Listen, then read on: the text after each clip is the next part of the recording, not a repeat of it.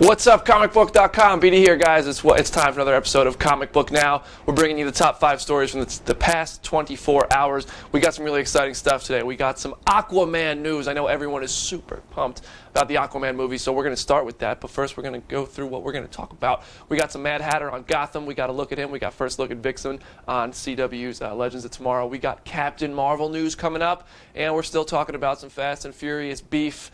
And no, it's not being eaten by Vin Diesel or The Rock, but just more settled. Anyway, the Comic Book Now starts right now. Top story of the day, we're talking Aquaman's villain. Yes, that's right, Aquaman's villain has been revealed. It's going to be Black Manta. This villain is yet to be cast, but I think the really interesting part about this is the fact that Black Manta and Aquaman, they've got a bit of a history. He becomes a villain for a big reason. Aquaman kind of killed his dad. Whether or not it was an accident doesn't really matter. That doesn't mean he's going to get any forgiveness. But that means, is this going to be all seen in the Aquaman movie, or is the fact that Aquaman, has been there already? He existed during Batman vs. Superman. He existed during Suicide Squad. He has already been there. We're just learning about him just like Bruce Wayne is. But is this beef between him and Black Manta something that has already existed in the DC Cinematic Universe, or is it something that's going to be totally developed when the movie comes along? That's my biggest question. Everyone else wants to know who's going to play him. What's the casting going to be? Michael K. Williams from The Wire has just totally gone all in on Twitter. He said he wants to play it when a fan tweeted some pictures of him with comic book pictures in the role and whatnot. I've seen Chris Daughtry, who's a huge DC Comics fan, go into Instagram to say who he wants to see play it. I mean, everyone's got a choice. It is what it is. We'll see, I guess, down the road who plays Black Manta, but that's exciting. Also, James Wan said, he's opened up a little bit about the movie. He said that Aquaman is a reluctant king. So, if you want all that stories, go to ComicBook.com. We got all of them. There's a bunch of quotes and all that stuff that I didn't have the time to memorize, and you should just go take the time to read. So hit up ComicBook.com when we're done here and check out all the Aquaman news, a bunch of it. It's pretty exciting, guys. We're getting closer to the expansion of the DC universe in the movies. Next up, we got our first look at the all-new Vixen coming to Legends of Tomorrow. Macy Richardson Sellers is playing this role. It's not the same character or the same actress that played the role on Arrow. This is a new character coming to Legends of Tomorrow, probably a result of this whole Flashpoint thing, maybe just a result of time travel. Can you even really keep up with all this stuff going on? Yes, if you watch all of them. Sadly, I'm a little bit behind on some of these shows. But in any case, this is a totally new actress and character coming. But we got our first look. She's looking pretty badass. We got a couple images on ComicBook.com if you want to check them out. And another first look, Mad Hatter. Yes, that's right. You recognize this guy? That guy. That's Benedict Samuel. You might not know his name yet, but I'm sure you will soon because he's a great actor. And if his face looks familiar, it's because he was on The Walking Dead. Huge Walking Dead fan right here. I recognized him immediately. He was the wolf. You remember that? He was the guy who was kind of the leader of the wolves. He had the W carved in his forehead. Morgan Jones saved his life, spared his life. Ultimately, he died, and now he's on Gotham. But no word on which episode he'll debut in, but they did release a little bit of a statement on what to expect from this character from Gotham's version of the Mad Hatter.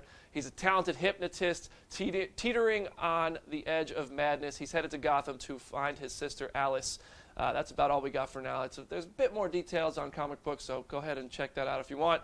And next up, this one I'm very excited about because I cannot wait to see the Captain Marvel movie. They announced Brie Larson for the role at Comic-Con last month, but Nicole Perlman, and by the way, Nicole Perlman wrote Guardians of the Galaxy, so I have total faith in Captain Marvel as a movie. But she says that they're going to alter Captain Marvel's origin story. Why? Because it's similar to Green Lanterns, and they don't want that. She says they have a lot of reinvention to do and a lot of stuff to differentiate, but she says it's an interesting story gauntlet, which is an interesting choice of words, because when you use the word gauntlet talking about anything Marvel, you got to know what people are going to bring up. The Infinity Gauntlet, we're headed to Infinity War.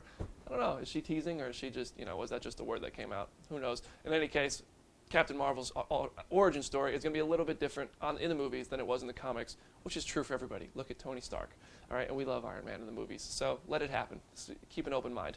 And next up, finally, that Fast and Furious 8 feud seems to be continuing. It's reportedly not settled yet, but the great one, The Rock, has taken to Facebook to share his opinions on it with the millions and millions of The Rock's fans, and he says that conflict can be good if it leads to a good resolution. So we'll see.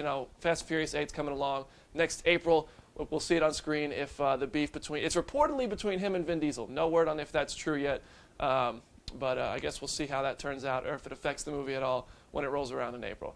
Now we're going to take a few questions. If you guys have questions, leave them in the comments right here. We took a few from Twitter using the hashtag CBNow. We'll get to a couple of those, and then I'll address the Facebook questions. Let me know what you want to talk about. Let me know what you want to know about, and we'll chat about it. What do we got? What's our first Twitter question?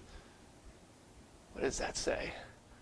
Will the Flash movie be fun? I think the Flash movie will be a lot of fun. On this Justice League set, I'll tell you this, Ezra Miller looked like he was having a blast, an absolute blast. Having met Ezra, he seems like a really nice guy, really fun dude, but I think they actually just made a comment, we just wrote an article about this on Comic Book where he said it's going to be extremely fun. But Ezra seems to be the guy who's bringing the lightheartedness to the Justice League movie. It seems like his character, and Cyborgs too, those two together, it seems like they're bringing a lot of lighthearted, fun, funny moments to the Justice League, to the DC films. So I think the Flash movie is going to be a ton of fun. And look at Rick Fumiyawa's resume. He's got dope. He's got a lot of really funny, good movies that also tell really good stories. So yes, I think the Flash movie is going to be a ton of fun. Next question, what do we got? If I directed Suicide Squad, what would I have done differently? Whew, I loved Suicide Squad, except the villain. Would I have recast anybody? Probably not. I'm glad they took Tom Hardy out and put Joel Kinnaman in. Can I say that? Is anyone going to get mad at me for that? Probably. But I think Joel Kinnaman did a good job. I can't imagine Tom Hardy just kind of grumbling all those lines like, the heart is out, we can end this. No, it worked for me with Joel Kinnaman. And I think Tom Hardy and Will Smith would have really been competing, whereas Will Smith just got to take the lead. Sorry, Joel, but Will Smith was a notch above everybody in this. But what would I have done differently? I probably would have changed the villain. That's more of a writing choice than a director's choice. Maybe taking some exposition out of those lines.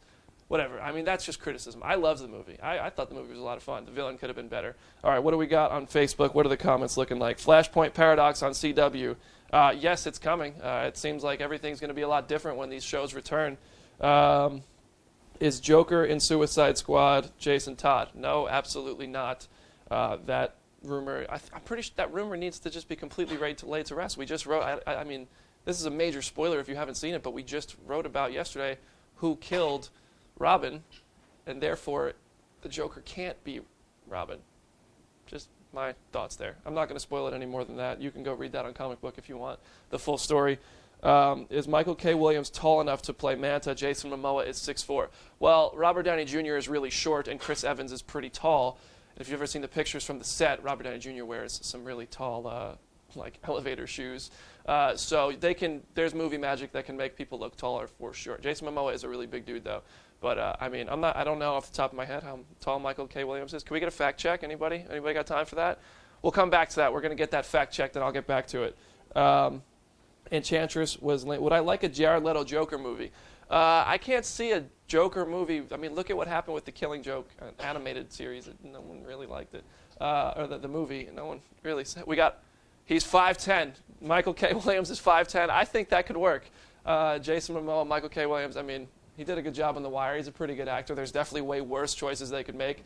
5'10" versus 6'4". Give him some heels on set. He'll be good. But back to this Joker, Jared Leto Joker movie. I'd rather see a Deadshot movie. I've said it a million times. Every time someone asks me what DC movies I want to see that aren't announced after Suicide Squad, I want a Deadshot movie. Put the Riddler in it. Make it a heist film. Let's do it. And let's see, one last question. What do we got? Do I see a Suicide Squad sequel happening? Oh, that's a good question. No, I don't. I see spin-off movies coming from that. I see those characters popping up in other films. Maybe way down the line, but DC Films and Warner Brothers have such a long plan for already in place through 2020. I mean, how many movies are coming out through 2020? Green Lantern, The Flash, Cyborg, Aquaman, 2 Justice Leagues, Batman, Man of Steel 2 apparently now, Wonder Woman. I just don't see where Suicide Squad fits into that. And if it doesn't happen in the next 5 years, I don't see how you get that entire cast back for another movie. I see other movies maybe popping up somewhere in there. Or those characters popping up in some of those movies I just named. But I don't know if I see a Suicide Squad sequel in the next 5 years, which really hurts the chances. All right, guys, that's all we got time for today. If you missed it, if you just joined, all the stories are on ComicBook.com, so go over there and get all your news. I mean, we cover all of it, guys, so you know that. You read the site, and I'm glad you do, so thank you for that. Thanks so much for watching. If you want to talk more, hit me up on Twitter, at BrandonDavisBD. Make sure you're following us at ComicBook, at ComicBookNow on Facebook, Instagram, Twitter. We'll see you later, guys.